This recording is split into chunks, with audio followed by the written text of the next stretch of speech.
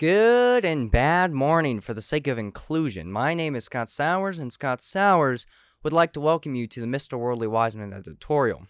And today we're going to be doing a different video. We're going to be looking at different adaptations of Spider-Man and analyzing their worldview.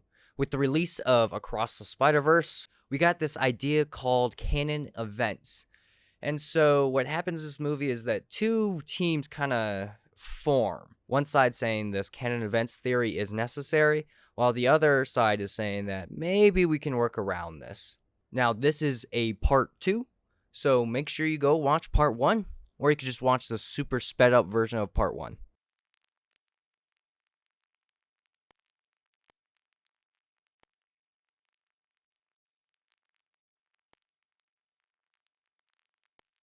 Okay, so now we're going to do Spectacular Spider-Man. This is my favorite one. Josh Keaton is my Spider-Man. I think he's the best Spider-Man. But I'm actually not going to talk about it because Josh Keaton has already answered this question. And I'm just going to put that video there. It's just... You're in his life. He's lost Uncle Ben. And at that point, it's like he starts to develop that fondness for Captain Stacy. You know, it's never explicitly said in the show, but you know that Captain Stacy knows exactly that the two are the same person.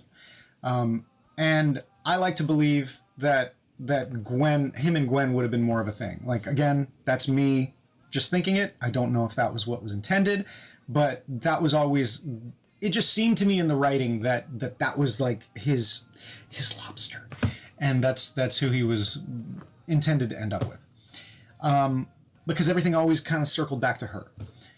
And so they're gonna obviously end up being close.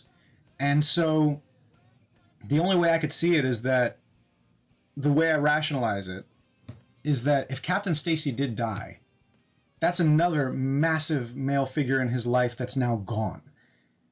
And Peter blames himself for absolutely everything that happens to people. He takes it upon himself and you know, really just tortures himself over these things. Tortures himself over Uncle Ben, saying, you know, not my problem. And so it's, if somebody comes from the future, another Spider-Man, and basically explains to you, hey, you know, this is all part of a bigger thing, it's hard for me to not believe that a young, impressionable Spider-Man, who every time he has somebody that he really looks up to and cares about, being just taken from him that way, is not going to now look up to this other person who seems to have all the answers and believe that, you know, maybe this is possible, and maybe this is part of the sacrifice that I have to make as Spider-Man, that I can't save everybody. I can try, but I can't save everybody. And you know, like, and again, who's to say that decision holds? You know, this is just him as a snapshot of where he's at in time. And so it might get to the point where he's like, I don't agree. I think he makes a great point in showing that canon events are pretty reassuring, showing that these traumas, the reason all these people die is for a reason, and it's not completely up to Spider-Man. People just die, and that's out of our control. And I think that's something that's very important to consider, especially with the MTV Spider-Man. But yeah, 2099, but possibly could be swayed to Team Morales. Now we're going to talk about Ultimate Spider-Man. And he is a very easy answer for me. And I say that in such a depressed tone because there's just not a lot of depth to Ultimate Spider-Man. While all these other cartoons deal with very interesting concepts, the Drake and Josh Spider-Man just deals with all his problems with friendship. The power of friendship solves everything. And from what I remember, that's how basically every episode resolved. Oh, we gotta solve this problem by being friends and friendship and teamwork. We can do all things through teamwork and friendship. Blah, blah, blah, blah, blah. And so I think he's gonna be like, yeah, no, duh. We gotta join Team Miles because team friendship. Team love. We love people. We're gonna save people, even at the cost of the entire multiverse. And so I think he's the same thing as like the 60s Spider-Man, where I said there's like there's not a lot of consideration back there. There's no other considerations, like the entire fate of the multiverse and this universe. It's just kind of funny how we just kind of, that show kind of just backtracked on the weight of Spider-Man, on the questions Spider-Man has to ask daily. Anyway, I'm not a big Ultimate Spider-Man fan. I watched it quite a bit when I was younger, but then I remember trying to watch it again. I'm like, this sucks. This is so hard to watch. It was one of the Spider-Verse episodes too, where it was the second time he did it, where he went to the Noir universe, where he met the Joe Fix-It Hulk. It had like Mr. Negative and stuff. Like I couldn't get through it. Now, one of the Spider-Man I forgot to put on here was the newest one, the Marvel Spider-Man, I think it's called. I don't care at all for that Spider-Man. Name? Peter Parker. P is in phosphorus, E is in electron, T is in... Okay. I remember trying to watch like the first season when it came out, and I couldn't get through it. I think I got to like Spider Island, and I clicked off. I'm talking about like this is when I was like 12. Like I didn't really care about quality of shows still yet. And I'm like, this sucks. This is a sucky Spider-Man show. So yeah, I'm not gonna even consider this one because I don't want to watch the show. I don't want to ask this question. But anyway, that does it all for the cartoon Spider-Man. So we're gonna move on to the game Spider-Man. Round 3.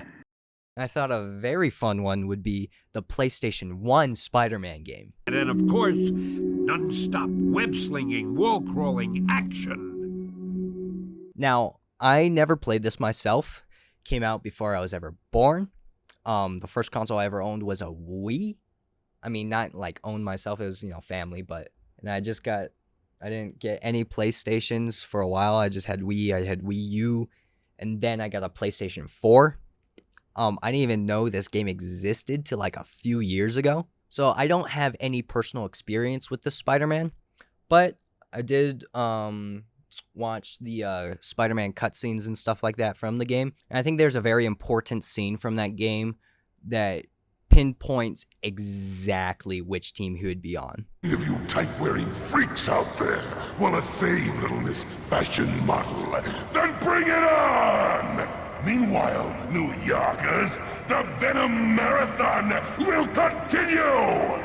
Listen, I realize what this means. Forget about helping me with Omnitech. I can handle Rhino. Rhino by yourself? Thanks, Cat, but no thanks. Look, being Spider-Man has given me a lot and taken a lot away, but one thing never changes. My responsibility to use my powers for others before myself, no matter what the cost. There are innocent people at Omnitech, and they need our help right now. I won't let them down. Then I'll stop Venom. I think from that clip alone, we can very easily assume he's going to be on Team 2099. I mean, he was willing to let MJ to stay in harm's way. His wife, in this game, MJ is his wife in this game. He is willing to let her continue to be in harm's way so he can save other people. Like, he is considering the fact that she might die if he doesn't rescue her right now. And he's still going to save other innocent people. When I saw that, it's like instantaneously, he is Team 2099. He is going to be buddies with Miguel O'Hara. Definitively Team 2099. And I think that's a pretty strong choice as well. A game I did grow up with is the Edge of Time Spider-Man game.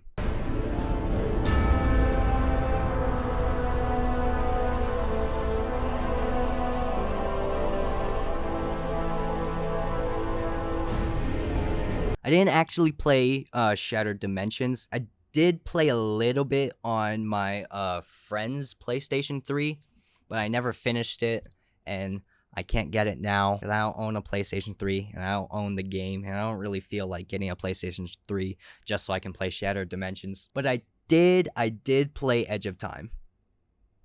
Wait, can I play on the Wii?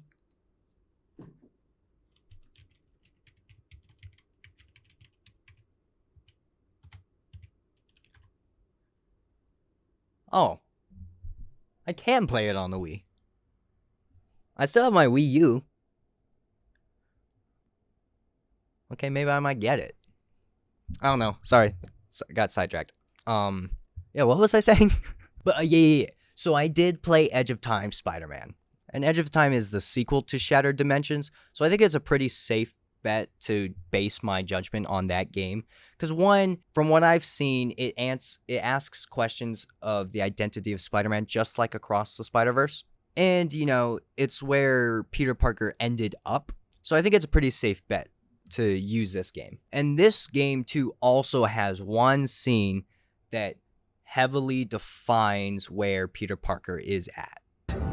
Wow. Oh no. What's wrong? It's Mary Jane. She dies. Tonight. Right there at Alchemax. How do you know? For shock's sake, Parker, what part of Don't Poke Around in the Archives was unclear? Fine. I'm a nosy Parker. But now that I found out, it's what? My job to save her? I've got enough to deal with. You can't mean that. You can't just ignore that she's in danger. Hey, I'm trying to focus on what's important. What's important is not standing by and allowing someone to suffer or die because you do nothing. If you don't get that, then you don't get the first thing about being Spider-Man. You're the one who doesn't get it, Parker. The future depends on... My future is meaningless without her. This is gonna be a huge mistake. I owe you, Miguel. Big time. Shocking right you do. But, well, maybe this'll help even the score for everything the world owes you. Thank you. In that scene, Peter Parker is begging Miguel to go save MJ, even at the risk of the entire mission. He needs MJ in his life.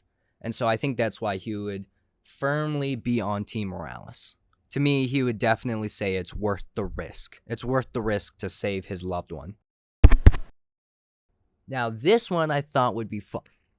Now, in the movie, it does show that a version of Lego Spider-Man is on Team 2099, which was an awesome scene. And I love how Lego Spider-Man is one of his best. And it's so funny and it's so awesome. And it was actually made by a 14-year-old kid. This 14-year-old kid, he made a Lego version in Blender of the Spider-Verse trailer. And then so Phil Lord and Chris Miller were like, oh, that's really good. Hey, we made the Lego movie. Maybe we should get this kid to make a scene for us. And so yeah, it's an awesome scene. I love it so much. But that inspired me to go look at the Lego Marvel Superheroes game. When this came out, I was so excited for it. I was so hyped. I wanted it so bad. And so I thought it'd be fun to look at the Spider-Man from this game. And as I was watching cutscenes from the game with Spider-Man in it, he is like very cynical. I knew I should have packed my anti-goblin arrows. Legolas! Ha! Can you and the other Avengers track him down? I gotta do dishes, homework, explain to my girlfriend why I am always leaving her waiting at coffee places. I mean, my life is really hard. There's always a place in this operation for a hero like you. Like I have time for that. I've got a trigonometry exam tomorrow. My aunt needs me to pick up a dozen eggs, and I'm drowning in angst. I even remember when I played it earlier when I was younger. I was like, dang, this Spider-Man is like super mean. What the heck? And so yeah, as I'm watching this, it's like all he's doing, he's just so pessimistic. He's so mean to everyone. He's so whiny. He constantly whines about his life. And it's like, I'm pretty confident that he's going to be with Miguel on this. Because he seems like a Spider-Man that is so sick of being Spider-Man almost. But I don't think it's like, I want to change that. I think he's just kind of accepting that and is just looking for reasons to complain. Like, I think he's going to see this canon event stuff and he's going to be like, oh, there's another reason to complain. All these people are going to die in my life and I have nothing to say about it. And so, yeah, I think he's just super cynical and he's just, okay, yeah, I guess that's just how it is. That's just being Spider-Man. So yeah, I'm pretty confident that he's going to be on Miguel on this one. Like, seriously, go, if you haven't played this game or if you don't remember it very well, like, go watch cutscenes with Spider-Man in it. He is so stinking cynical in this. It's weird. So to top it all off, we're going to talk about the Insomniac Spider-Man. It's time to get up.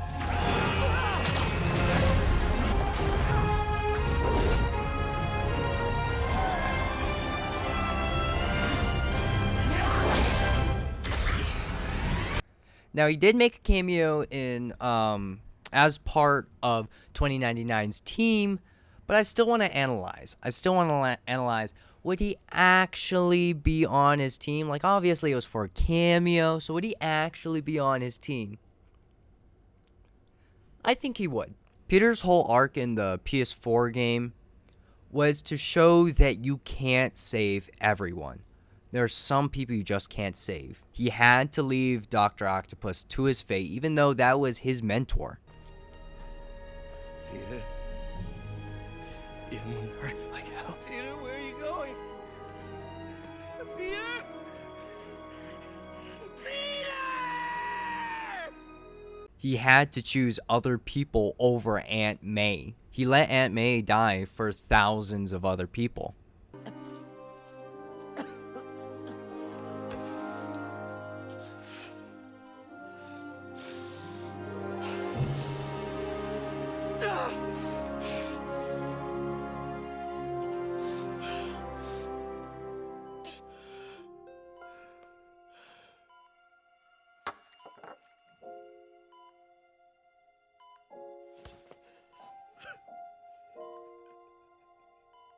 It's an absolutely heartbreaking scene. Both of those scenes are. But I think that proves that the Insomniac Spider-Man would definitely see Miguel's side of the story.